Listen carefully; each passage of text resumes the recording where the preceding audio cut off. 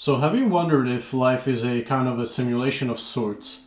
Like that we're all characters in a video game and someone is controlling us, completing quests, just leveling up in life, and we don't even know it? And even though life probably isn't a simulation or a video game, which we fully don't know, I started to actually kind of treat it that way. And you can start doing that too. And I'll show you, it's pretty fun. And once you start viewing life this way, you will notice that you will be much better, that you're gonna grind more, that you're gonna want to progress, and all sorts of things that are basically in the video game itself. This has helped me a lot because I stopped having these urges to play video games themselves, because I was recreating that same feeling of gaming in real life. But before we get into something more practical for me to really show you what I mean by this whole theory that I'm creating right here, I think it's important for us to differentiate two types of quests that I have personally. So the first one is the main quests, those main quests that you've always strived for, that you gravitate towards, and that takes some time. So let me give you a quick example. Let's say that maybe you want to gain some muscle mass or be lean overall. So you're going to start hitting the gym, you're going to start eating healthy, and all sorts of these things that will get you closer to that. And you're basically completing this main quest. This main quest takes some time. And it doesn't have to be only that. It can be many main quests or something that will always get you moving long term. But then we have side quests, which are simple, easy, and short. So let me give you something more practical. Let's say I meet someone new, just randomly. We start talking a bit and we're having both a great time.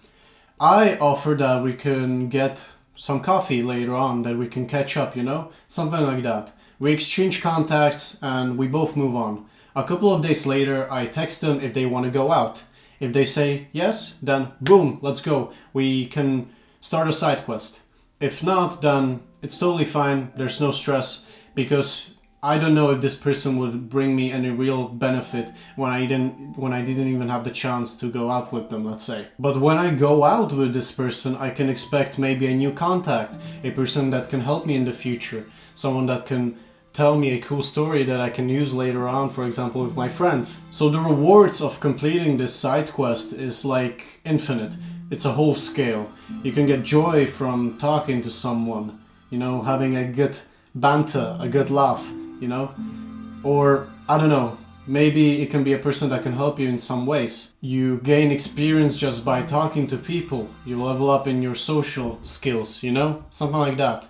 Or that this person may help you in the future, or then they might tell you a story or some aspect of life. So it's a scale of things that you can take out from this, and it doesn't have to be only the positive things, it can be also the negatives.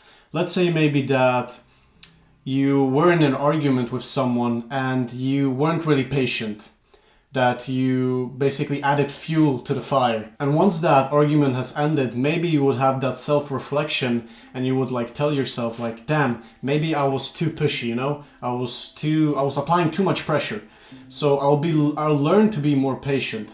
So that's also a benefit. You'll actually learn from that, and next time it might not even happen. And when it comes to, for example, introverts, maybe a lot of people that will be watching this video are introverted as well. You don't have to go out always. You can just once in a while text someone and ask them if they want to go out. And it's simple as that. You gain more social experience in something that you aren't really comfortable with. For example, with me, sometimes I go out of my way to text people that I haven't talked to in some time, and ask them if they want to go catch a coffee, let's say. And it's simple as that, And if they say yes, then cool, let's go. And if they say no, then it's whatever, People come and go. It's simple as that. So you don't have to really stress about it that much. At first, this all might sound very autistic to you, and don't worry, I used to feel the same way when I was actually trying to experiment with this new method of somehow staying more productive and hardworking and all of that. But once I've kind of more implemented it in my head, I started to think more about it, and actually it's pretty fun, you know? But keep in mind this, you need to be perceptive enough to notice when someone is harming you more than actually benefiting you.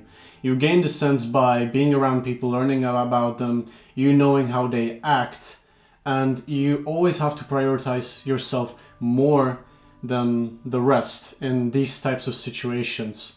And like, you know, if someone calls you selfish for you having boundaries and some values, then like fuck them. And you know, they don't know your full situation. I feel like people today don't have that perk of understanding or that sympathy where basically they see that you are uncomfortable in something that you don't want to do. So yeah, that's what I mean treating life like a video game. And it's simple as that. There's nothing really that much to it. And with time, you'll actually see that it's very like fun and that you're actually having the sense of progress. Unlike with video games, let's say, you actually feel that you're actually doing something with your life. And unlike video games where you waste your time that doesn't really return back to you, this is like a huge plus for me because you learn in real life and that you can utilize it in real life itself. Now, when it comes to the video games themselves, I'm not saying that video games are bad. All I'm saying is that I feel like people today, they get hooked so easily to this feeling when there's no way going back. I used to be this too, but like a year or 2 years ago, something like that, I started to distance myself more from this feeling because I realized that it wasn't really bringing me any real benefit. So that's that. But if there's something else that you can try to do is maybe creating a task list. A checklist of things that you would like to complete every single day during a set period of time. You don't have to start immediately with like many things. You can start with one thing that you want to complete every single day.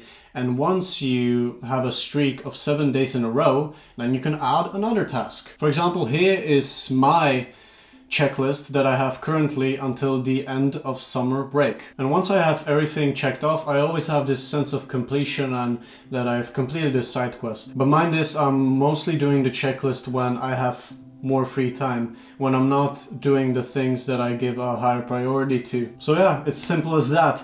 I hope this has helped you.